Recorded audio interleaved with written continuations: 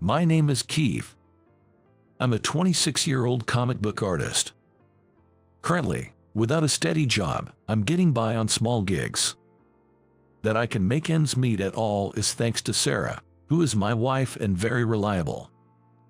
Keith, I'm home, and did you forget to clean the house again? Sarah, who had unusually returned home on time, sighed in dismay at the sight of our cluttered apartment. Though I, being home more often, should be in charge of the household chores on weekdays, I had been neglecting them lately, with the excuse of being too busy. Oh, sorry about that, actually. I've been having trouble making progress with my illustration work. I was planning to do it later. If you're busy, that's fine. You'll have to take care of that and I'll do the cleaning. Sarah said and began tidying up the room efficiently. Unlike me, who's not good at housework, Sarah does everything quickly. Sarah, 24 years old, is a beautiful woman who is recognized by everyone around her, smart and to the point, and is really a good wife who is too good for me. We met at a party held by a publishing company a year ago and quickly hit it off, leading to a whirlwind marriage. Unlike me, a high school grad, Sarah is a talented graduate from a prestigious university and currently works at a major publishing company. According to Sarah, she has been a fan of my work for a long time. My first serial work was a youth-themed boys comic strip about the troubles and struggles of high school students.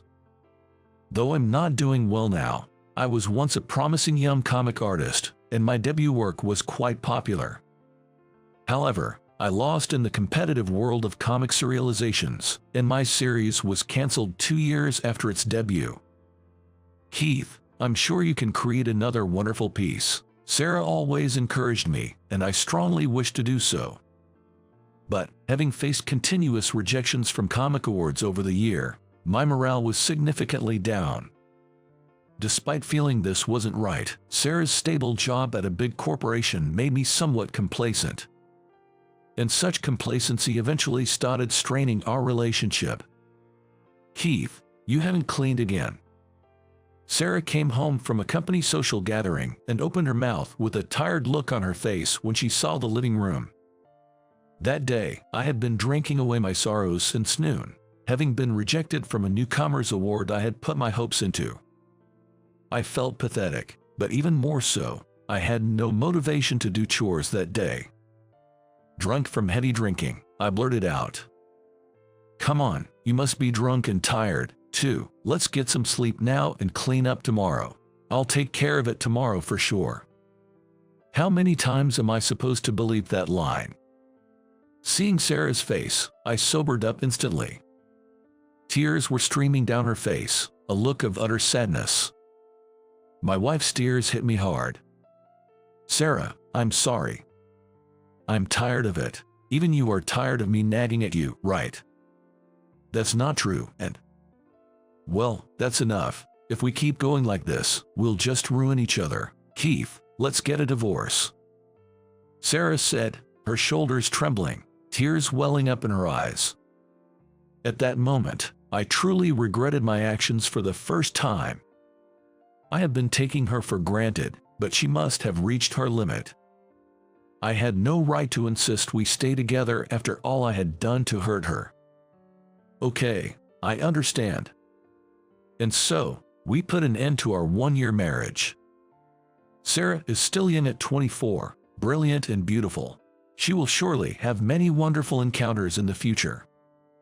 After my divorce from Sarah, I decided to return to my family home and help with the farming. I thought I would completely give up drawing comics. But seeing me like this, my mother said something unexpected.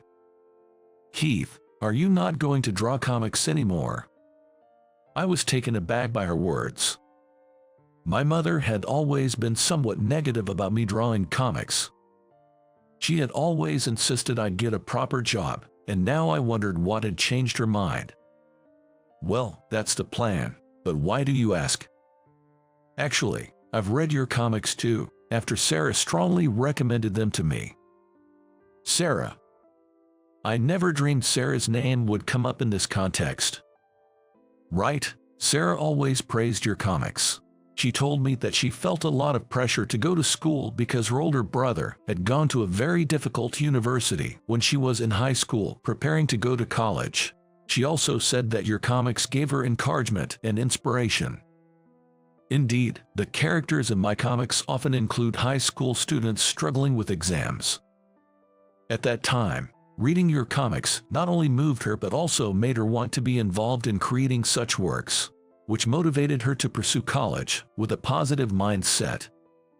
I see. It's surprising that Sarah would talk like that with you. I got curious because of that and read your comics myself. Honestly, I used to think comics were just for kids, but I was deeply moved. It's incredible that you can create such touching stories. Before I knew it, my mother was wiping a tear from her eye with her finger.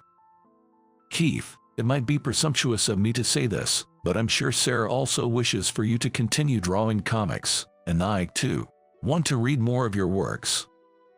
Hearing my mother's words, I felt I couldn't give up on my dream of being a comic artist. I decided to leave my parents' home again, moved into an affordable place, and started living alone.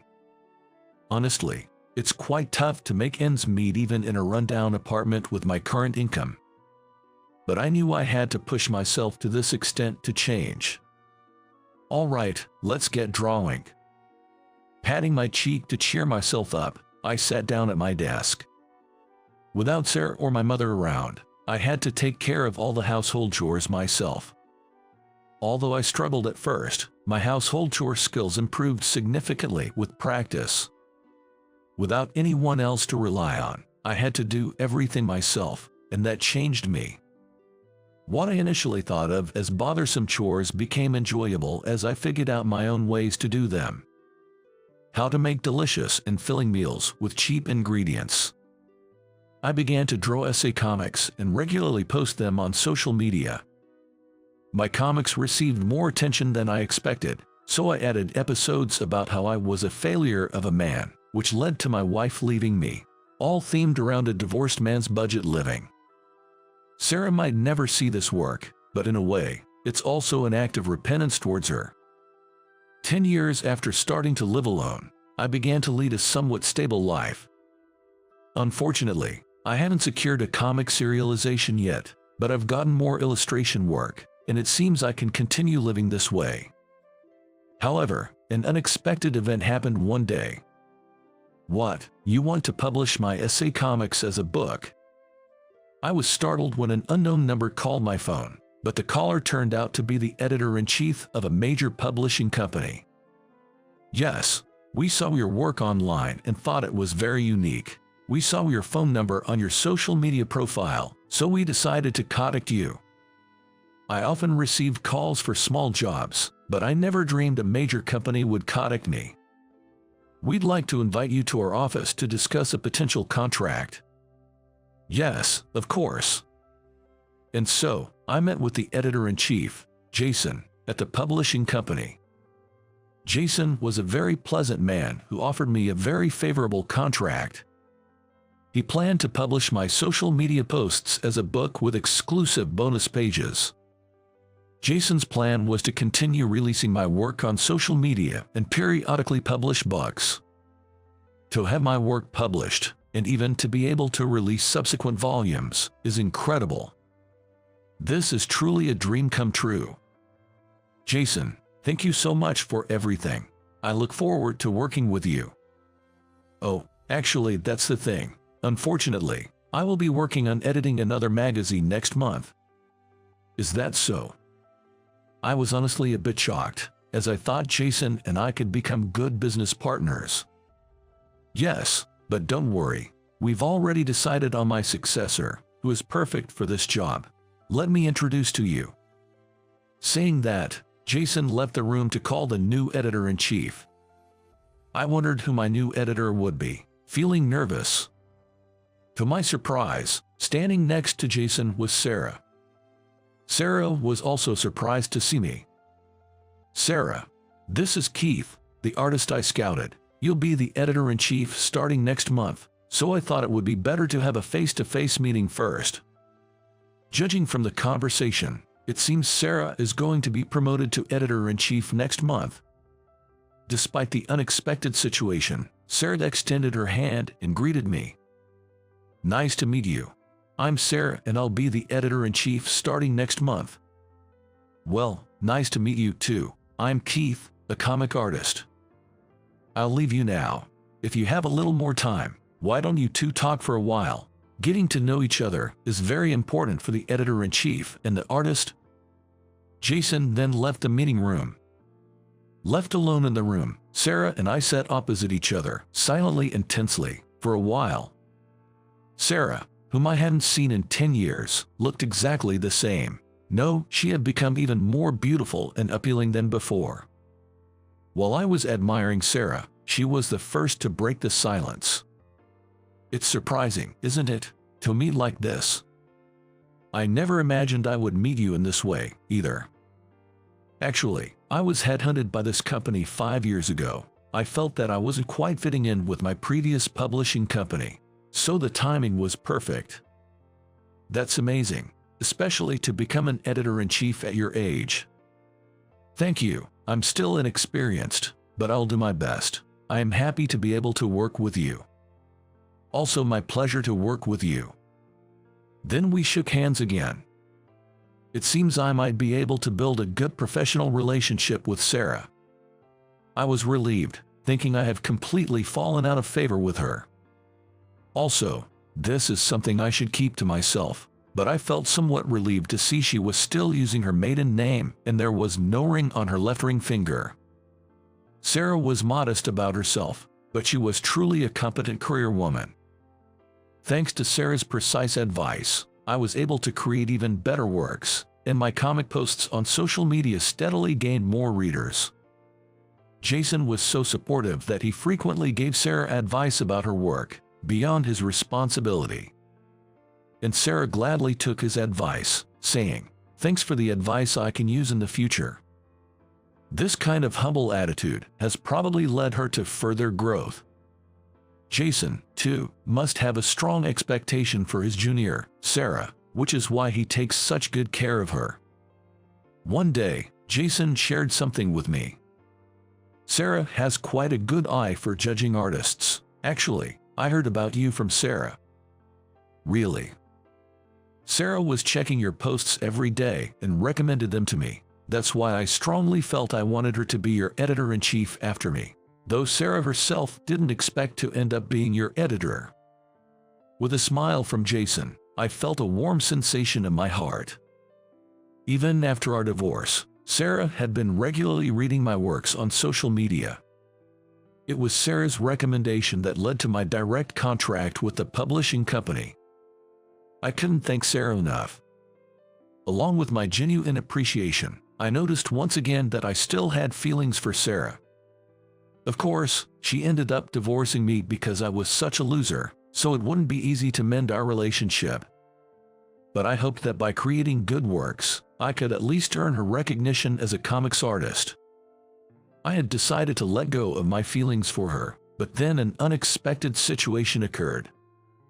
I was leaving the company after a meeting and saw someone crouching near the building. Concerned, I approached and found it was Sarah. "Sarah, are you okay?" "Keith, I suddenly felt sick. Should I call an ambulance?" "No, it's not that bad, but I'd like to lie down if possible." I hailed a taxi and decided to take Sarah to her apartment. Fortunately, it was only a 10-minute drive from the office to her apartment, so Sarah could lie down on her bed right away. She must have been exhausted. As soon as Sarah lay down, she fell asleep. I headed to the supermarket near the apartment to pick up groceries and medicine to take care of Sarah. There was no way I could leave Sarah alone in that condition. About an hour later, when I returned to her apartment from shopping for essentials, Sarah looked better and greeted me as she woke up.